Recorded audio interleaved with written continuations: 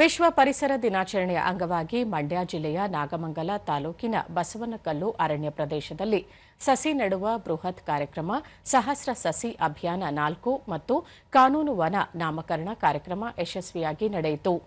ಕಾರ್ಯಕ್ರಮದಲ್ಲಿ ಕರ್ನಾಟಕ ಉಚ್ಚ ನ್ಯಾಯಾಲಯದ ನ್ಯಾಯಮೂರ್ತಿಗಳಾದ ಇಎಸ್ ಇಂದಿರೇಶ್, ನ್ಯಾಯಮೂರ್ತಿ ಎಸ್ ವಿಶ್ವಜಿತ್ ಶೆಟ್ಟಿ, ಕರ್ನಾಟಕದ ಉಪ ಲೋಕಾಯುಕ್ತರಾದ ಕೆಎನ್ ಫಣೀಂದ್ರ, ಬಿ ವೀರಪ್ಪ, ಜಿಲ್ಲಾಧಿಕಾರಿ ಡಾ ಕುಮಾರ್, ಕರ್ನಾಟಕ ರಾಜ್ಯ ಗ್ರಾಹಕರ ಆಯೋಗದ ಅಧ್ಯಕ್ಷ ಟಿಜೆ ಶಿವಶಂಕರೇಗೌಡ ಸೇರಿದಂತೆ ವಿವಿಧ ಇಲಾಖೆಗಳ ಅಧಿಕಾರಿಗಳು, ಎನ್ಎಸ್ಎಸ್ ಘಟಕದ ಸ್ವಯಂ ಸೇವಕರು ಉಪಸ್ಥಿತರಿದ್ದರು. ಸುಮಾರು 50 ಹೆಕ್ಟೇರ್ ಪ್ರದೇಶದಲ್ಲಿ 15,000ಕ್ಕೂ ಹೆಚ್ಚು ಸಸಿಗಳನ್ನು ನೆಡುವ ಮೂಲಕ ಪರಿಸರ ಸಂರಕ್ಷಣೆಯ ಮಹತ್ತರ ಸಂಕಲ್ಪ ತೊಡಲಾಯಿತು. ವೇದಿಕೆ ಕಾರ್ಯಕ್ರಮವನ್ನು ಗಿಡಕ್ಕೆ ನೀರೆರೆಯುವ ಮೂಲಕ ಕರ್ನಾಟಕ ಉಚ್ಚ ನ್ಯಾಯಾಲಯದ ನ್ಯಾಯಮೂರ್ತಿ ಇಎಸ್ ಇಂದಿರೇಶ್ ಉದ್ಘಾಟಿಸಿದರು. ದೀಪ ನಮೋಸ್ತುತೆ ಎಂಬಂತೆ ದೀಪ ಬೆಳಗಿಸುವುದರ ಮೂಲಕ ಮತ್ತೊಮ್ಮೆ ಈ ಒಂದು ಅಧಿಕೃತ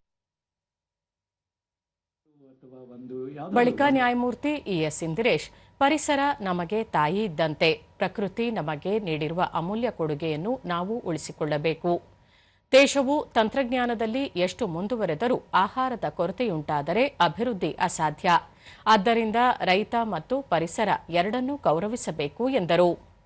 Development has to be made insofar as balance, insofar as the industrialization as well as the protecting the environment is concerned. ನ್ಯಾಯಮೂರ್ತಿ ಎಸ್ ವಿಶ್ವಜಿತ್ ಶೆಟ್ಟಿ, ವನ ಮಹೋತ್ಸವ ಕೇವಲ ಒಂದು ದಿನದ ಆಚರಣೆಗೆ ಸೀಮಿತವಾಗಬಾರದು. ಈ ಪರಿಸರ ಸಂರಕ್ಷಣೆಯಲ್ಲಿ ಇಂದಿನ ಯುವ ಜನತೆ ಸಕ್ರಿಯವಾಗಿ ಪಾಲ್ಗೊಳ್ಳಬೇಕು ಎಂದು ಕರೆ ನೀಡಿದರು. ಮಳೆ ಬರ್ತಾ ಇಲ್ಲ, ಈ ಪರಿಸರದಿಂದ ನಮಗೆ ಎಷ್ಟು ತೊಂದರೆ ಆಗ್ತಾ ಇದೆ, ಈ ವನ ಮಹೋತ್ಸವ ಎಷ್ಟು ಅಗತ್ಯ ಇದೆ ಅಂತೇಳಿ ಈಗ ನಮಗೆ ಗೊತ್ತಾಗ್ತಾ ಇದೆ.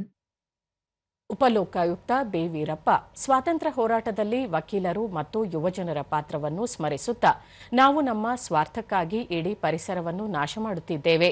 ಮಕ್ಕಳಲ್ಲಿ ದೇಶಭಕ್ತಿಯ ಜೊತೆಗೆ ಪ್ರಕೃತಿ ಪ್ರೇಮವನ್ನು ಬೆಳೆಸುವುದು ಇಂದಿನ ತುರ್ತು ಅಗತ್ಯವಾಗಿದೆ ಎಂದು ತಿಳಿಸಿದರು.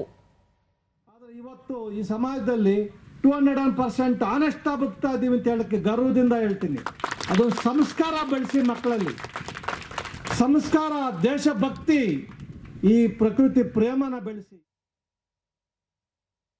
ಉಪಲೋಕಾಯುಕ್ತ ಕೆಎನ್ ಫಣೀಂದ್ರ, ಗಿಡಗಳನ್ನು ನೆಟ್ಟು ಫೋಟೋ ತೆಗೆಸಿಕೊಳ್ಳುವುದಕ್ಕಿಂತ ಅವುಗಳನ್ನು ಮರಗಳಾಗಿ ಬೆಳೆಸುವ ಜವಾಬ್ದಾರಿಯನ್ನು ನಾವೆಲ್ಲರೂ ಹೊರಬೇಕಾಗಿದೆ. ಮಾತೃ ಫೌಂಡೇಶನ್ನ ಸಹಸ್ರ ಸಸಿ ಅಭಿಯಾನ ಸಂಕಲ್ಪ ಶ್ಲಾಘನೀಯ ಎಂದರು. ನಾನು ರಿಪೇರಿ ಮಾಡಿಸ್ಕೊಡ್ತೀನಿ. ಸೊ ಹಾಗೆ ಯಾರು ಕಡಿದ್ರು, ಯಾರು ಮುರಿದ್ರು, ಯಾರು ಹಾಳು ಮಾಡಿದ್ರು ಪ್ರಕೃತಿ ಅನ್ನೋದು ಮುಖ್ಯ ಅಲ್ಲ. ಒಟ್ಟಾಗಿ ನಾವು ನೋಡಬೇಕಾಗಿರೋದು ಏನಪ್ಪ ಅಂತಂದರೆ, ಪ್ರಕೃತಿ ಇವತ್ತಿನ ದಿವಸ ನಾಶ ಆಗ್ತಾ ಇದೆ, ಅದನ್ನು ಸಂರಕ್ಷಣೆ ಮಾಡಬೇಕು.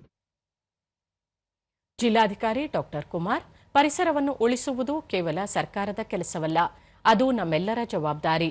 ನಾವು ನೆಡುವ ಪ್ರತಿಯೊಂದು ಸಸಿಯು ಮುಂದಿನ ಪೀಳಿಗೆಗೆ ನೀಡುವ ದೊಡ್ಡ ಕೊಡುಗೆಯಾಗಿದೆ ಎಂದು ಅಭಿಪ್ರಾಯಪಟ್ಟರು. ನಮಗೆ ನಿಜವಾಗ್ಲೂ ಕೂಡ ಏನಾದರೂ ಸಾಧನೆ ಮಾಡಿ ಸಮಾಜಕ್ಕೆ ಏನಾದರೂ ಕೊಡುಗೆ ಕೊಡಕ್ಕೆ ಉಳಿಯೋದು ನಮಗೆ 25 ವರ್ಷ ಮಾತ್ರ. ಒಬ್ಬ ವ್ಯಕ್ತಿ 75 ವರ್ಷ ಬದುಕಿದ್ರೆ ಸಮಾಜಕ್ಕೆ ನನ್ನದಾಗಿ ಏನಾದರೂ ಕೊಡುಗೆ ಕೊಡಬೇಕಂದ್ರೆ 25 ವರ್ಷ ಮಾತ್ರ. ಆ 25 ವರ್ಷದ ಬದುಕಿದೆಯಲ್ಲ, ಅದು ನಾವು ಮೌಲ್ಯದಾಯಕವಾಗಿರಬೇಕು, ಸಮಾಜಕ್ಕೆ ಒಂದು ಪ್ರೇರಣೆಯಾಗಿರಬೇಕು.